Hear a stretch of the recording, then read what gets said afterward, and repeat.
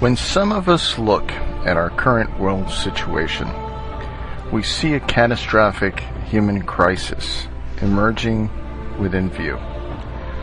If you are not seeing what is emerging, you are simply not paying attention. There are several key issues that are coming together to ensure a Darwinian culling of the human species, and that, my friends, is no exaggeration. Currently, we, as a global species, are relying on dwindling global resources coming from distant places for our day-to-day survival, and many are completely unaware of how fragile that supply chain is. We take for granted how the very essentials of daily life magically appear in our local stores for our thoughtless consumption. How our food is grown or raised, how it makes its journey from the farm to the table, how clean water gets into our homes, and how cheap, reliable energy powers our everyday lives without a thought. What of our ability to purchase those goods from others? Our everyday life is consumed with the activity of making money. For it is, we are told, with money that we can acquire what we need for our survival and amusement. Our global system has made it so. Without money, without this paper that buys less and less with every ticking second, that we find ourselves in the civilized world unable to survive without it for long. It has become very clear to those that are paying attention that the path humanity is on is headed for a cliff. Human beings naturally have an inclination to avoid the unpleasant. When most people face something unpleasant in their lives, like a bad relationship or a situation that no longer serves them, they most often put off, ignore, or distract the mind with behaviors or mind-altering substances, hoping that the situation shall somehow right itself without facing difficult choices. Of course, this type of denial is psychologically harmful and the reason for most depression, as we live our lives ignoring rather than facing difficulties in our personal lives without meaningful corrections that will lead to a more satisfying situation. Our society is but a mere reflection of our collective inclinations. We as a species have a very serious situation in our world that we need to face, but the collective response is increasingly that of denial, myopia, apathy, and our choice to ignore the perils that awaits our near future in the hopes that they too may find magical solutions that do not exist. Our politicians, obsessed at kicking the can to the next election, fail to serve us because we, as people of our respective nations, fail to serve ourselves in societies where ignorance is bliss. What I am about to say is not fear-mongering, but a call to all to take a long, hard look at the danger that approaches, so that we can act with reason and not react with blind fear. If we as people are fully aware of the risks, we can act proactively and mitigate those risks with intelligent thought and appropriate actions. That being said, I would like you to consider the following issues.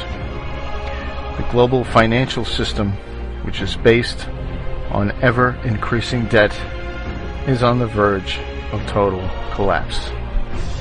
The dollar and all the currencies around the world are quickly losing their value, and thus what we are able to buy with the same amount of currency becomes less and less.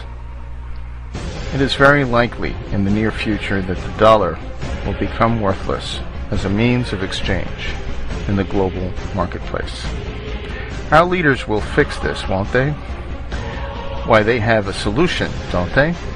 Just raise the debt ceiling, right? Who will lend to us should we decide to take on more debt? In order to borrow, there must be a lender. Who will that be? Everyone is loaded with debt. All the currencies are losing value.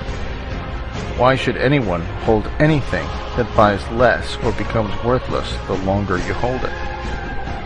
What happens when countries who sell us things stop taking dollars, or the items they sell become prohibitively expensive? How will we import things we need when others decide not to sell us these things, or we can no longer afford them? Well, we will bring it in ourselves, won't we? How? We need energy in the form of fuel to bring items from afar. The farther the item, the higher the energy cost to acquire them. But wait, we don't have enough natural energy supplies to sustain the system, because we must import it at a cost that will be getting greater. Yes, folks, what happens now? It is quite clear that we have a dilemma rapidly developing in our world. Things will magically stop appearing at the local stores. Power and goods will become increasingly expensive and unattainable. Unemployment will continue to increase to the point where government will not have the resources to manage or help. So what are we to do? There is a growing movement of people who are taking proactive steps to control their destiny. These people, dubbed preppers, are people from all walks of life, all political persuasions, all ethnicities and races, who have come to the conclusion that danger is in fact a likely reality in the near future. These people by no means have all the answers to the many problems that face us, or a crystal ball to see into the future, but they are quite sure they should not leave their well-being and the well-being of their families in the hands of their less than competent leaders. They have seen the writing on the wall and prepare for the worst and hope for the best. These people are storing food and water for themselves and their families in case of some unforeseen event that may interrupt their supply of life's necessities. These people are stocking up in items that may help them in the world unlike the world we have today. The items they store are not items which need disposable parts, but items that have served their ancestors in a time before life's current conveniences. Some are even planning beyond food storage, as the length of such a crisis may be far longer than their supplies will last. Many who can are migrating to places where they were able to sustain themselves with livestock and planted harvests. These people are re-educating themselves with information and the art of self-sufficiency that has been lost to this generation. They are buying weapons to defend themselves from the lawlessness that would ensue in the absence of law enforcement. People who cannot leave their urban environments are growing rooftop gardens and keeping rabbits and chickens in an attempt to offer some renewable source of nutrition in addition to their food sources. Goats have become more common in the suburbs as a reliable alternative to dairy sources. People are becoming proactive because unconventional times require unconventional solutions. These people are becoming less and less fringe and more mainstream. The people are becoming more and more aware that our leaders have no such solution, and the world is quickly headed to a global disaster of epic proportions. When the dust settles, those people, called preppers, shall inherit the earth.